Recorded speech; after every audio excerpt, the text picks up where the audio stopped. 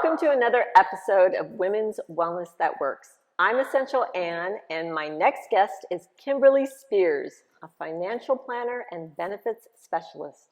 She discovered her passion for mentoring youth and other women while traveling as a collegiate and professional basketball player. She recognized the insecurities and stigmas that often stifle female athletes and encouraged them to own their own excellence and recognize their divine ability. Kimberly is currently expanding a program that encourages healthy mindsets and financial habits amongst youth and collegiate athletes. Her story begins with being in a toxic relationship in her senior year of college. Kimberly is here today to share her story. Welcome, Kimberly, to Women's Wellness That Works. Thank you. So excited to be here. Thank you. I'm excited because you know what?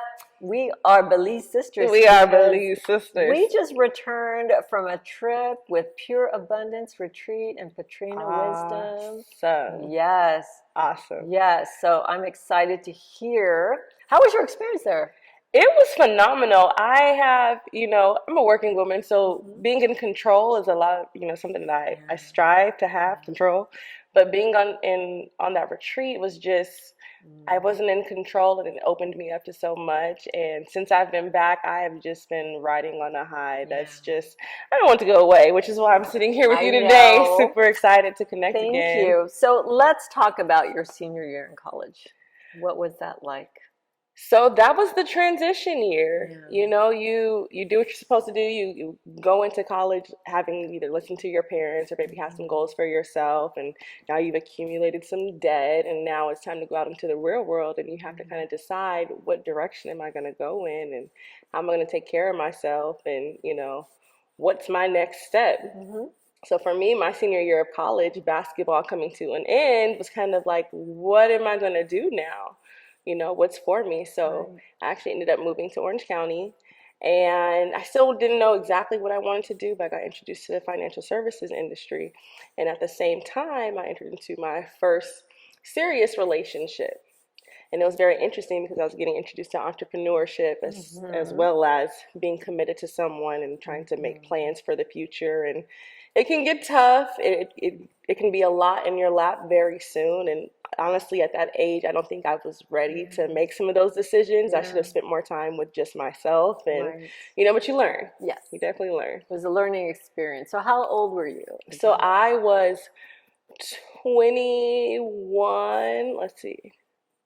20, maybe 22. Okay. I had completed my bachelor's, and I had met a young man at a party, and he was out of college already, and we just kind of hit it off. And it's interesting because I remember being at that specific party, and I'm pretty tall, so I tend to stand out. So a lot of times I'm kind of looking around at that time, especially. I was like, oh, let's see who in here is taller than me, right? Because so often as women, we're like, oh, I have to have like the person that's bigger than me or that's taller than me, and we kind of use that to decide like if someone's initially eligible. Right, or the right partner. You're trying to find the perfect partner. Exactly, like you could checklist them on a piece of paper. So, so it was the gentleman that was taller than me, and, he was nice, and we hit it off. And it was very interesting because I was just going into entrepreneurship. I knew that I wanted to be in business. I knew I wasn't going to play basketball forever, even though I had played professionally. So I was finding out how much time it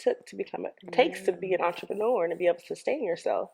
So one of the first challenges that I really faced was, how do I leverage my time? We didn't live together initially, but when we did live together, it was always a issue of how much time I spent in the house. And that's because I was committed to work. I was excited to go out and learn new things. I was around a bunch of individuals who were successful, more successful than me, had the things that I wanted. And where I thought it would be a natural ease for him to come along with me, be involved, it wasn't. So it created a lot of friction. And it was very tough for me for a while because I had this great work career. I was learning a lot around all these positive people, these open people, but then I would go home and have to kind of make excuses for why I wanted to work so hard, why I Right. wanted to work at a different capacity. So your boyfriend at the time was not open to the fact that you were following your passion in your new career and your new opportunities. So Yeah. he would rather have you at home with him? At home with him, or even traditional 9 to 5, Mm, and where I understand that that fits for a lot of people. I was discovering for me that wasn't going to work. right. That wasn't what I wanted, and I was working from 9 to 5 as an Mhm. entrepreneur, Mhm. but I was also getting fed these different mindsets Mhm. about how I'm shaping my lifestyle. So Yeah. for him, I think he tried for a while to handle the constraints of my job and what I was wanting to do, but he probably wanted to be the protector, or I make enough money, why don't you just stay home? You don't have to do any of that.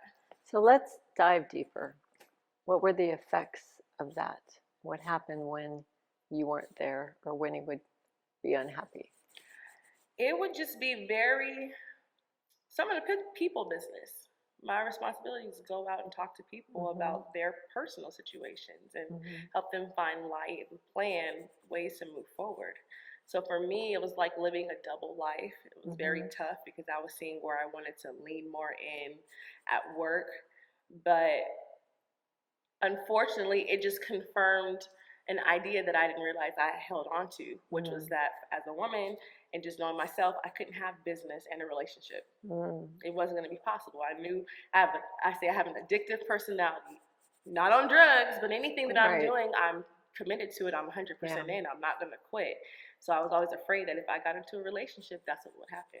And unfortunately, that's what happened. It was like, and so tell me specifically what happened. So it ended up turning into a domestic violence situation.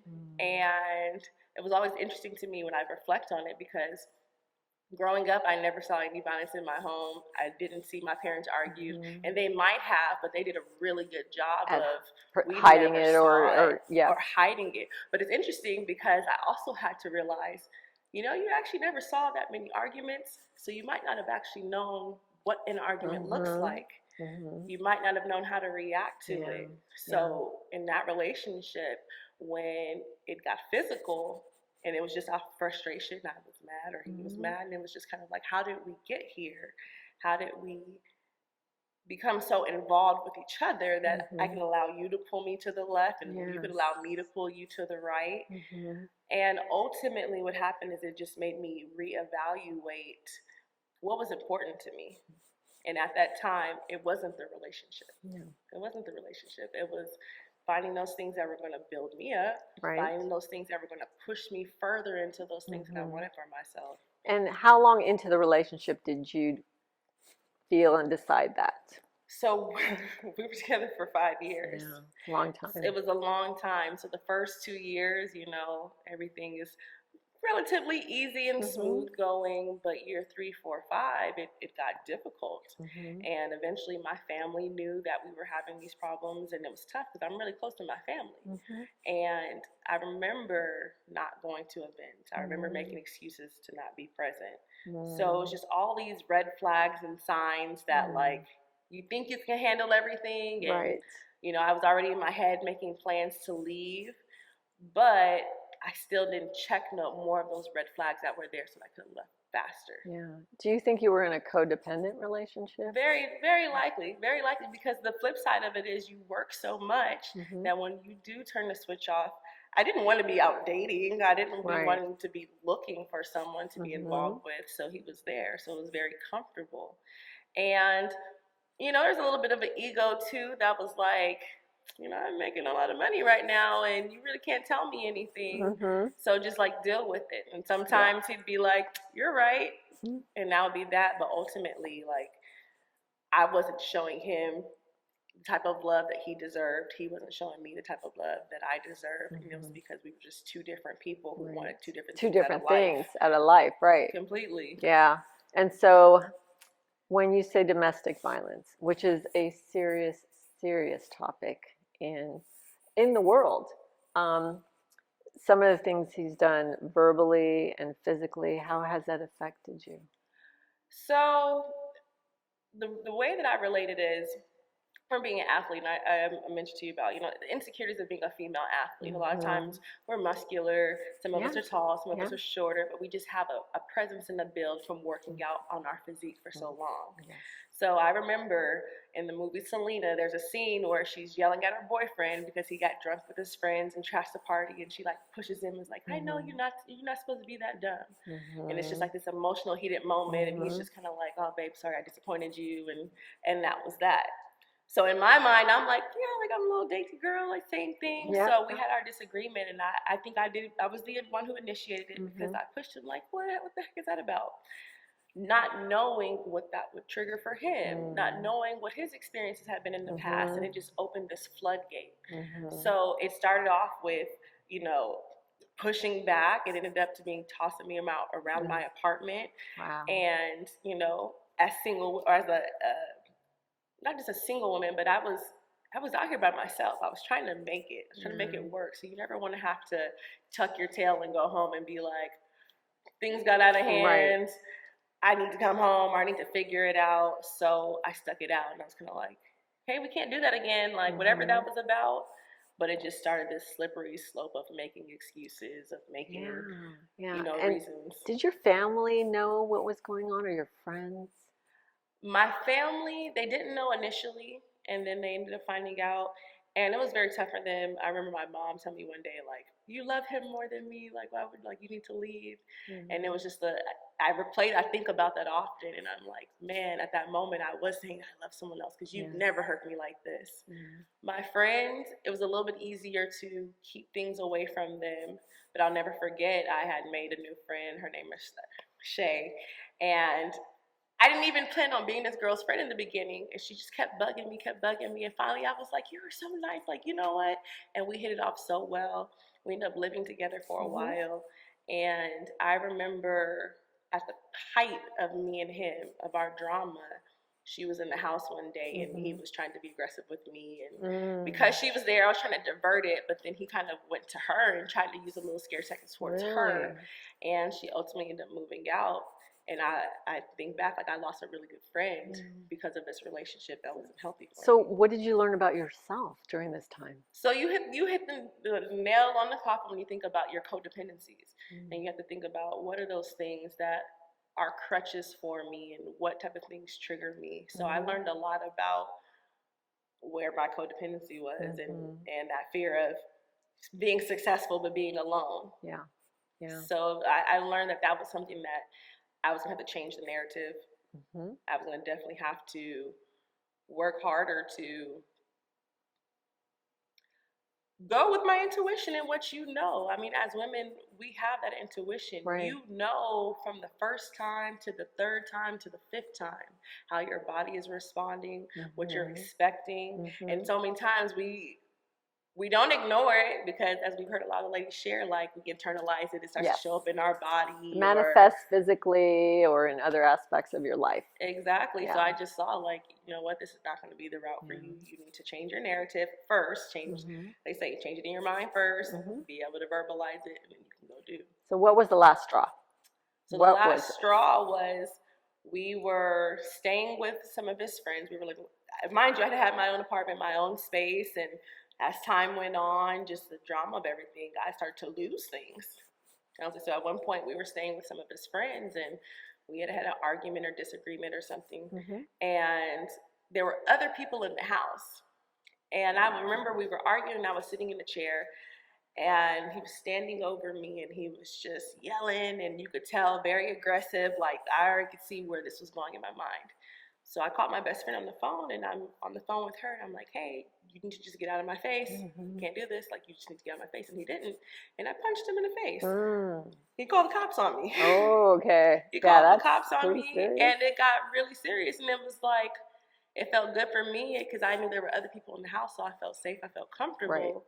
But then when the police showed up, and I'm like, wow, I'd never had the police take you to jail. You just called them on me, and call it maybe a cultural thing.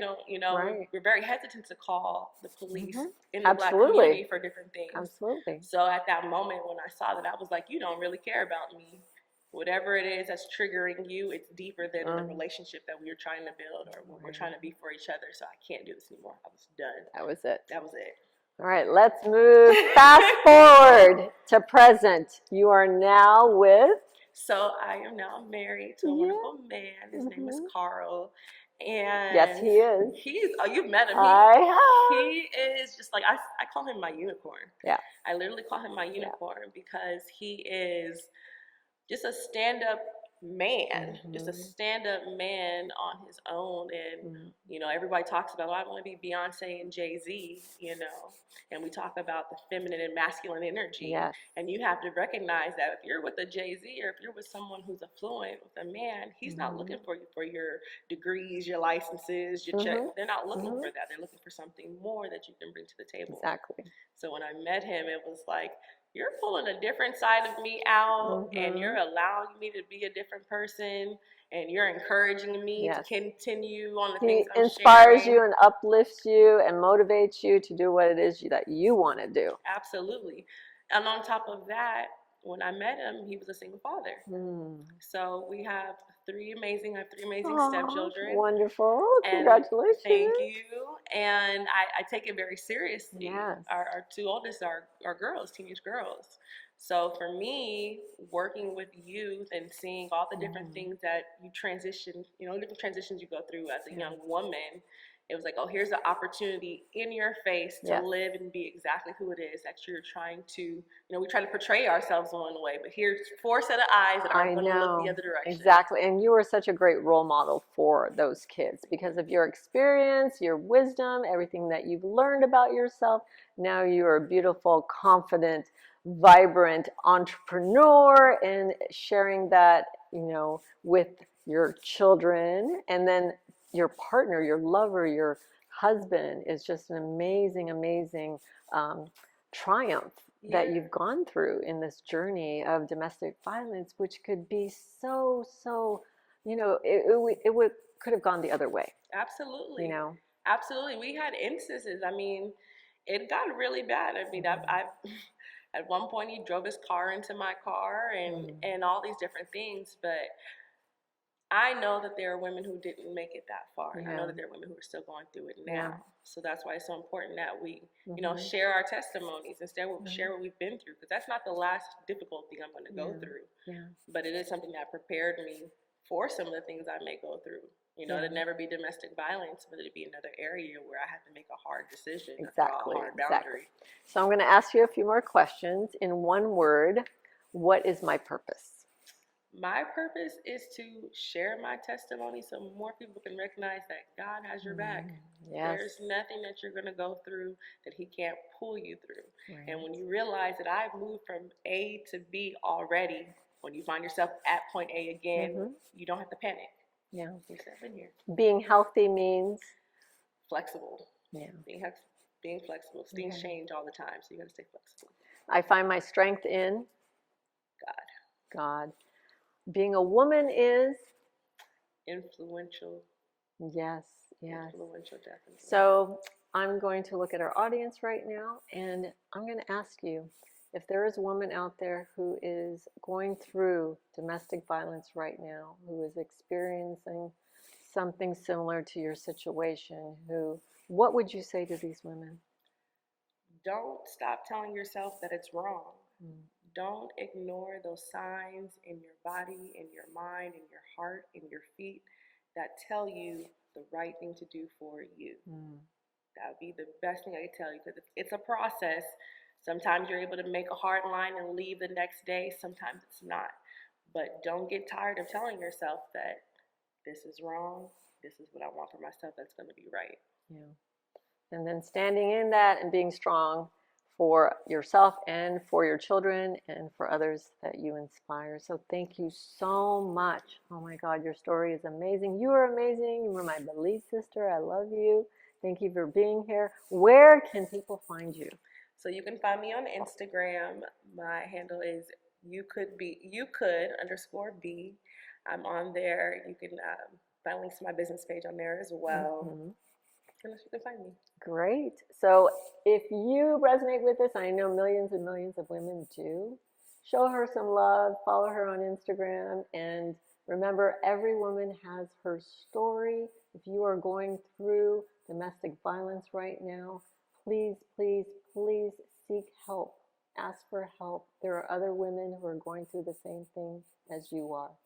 And with that, I will see you on the next episode of Women's Wellness That Works. Remember, every woman has her story. What's your story?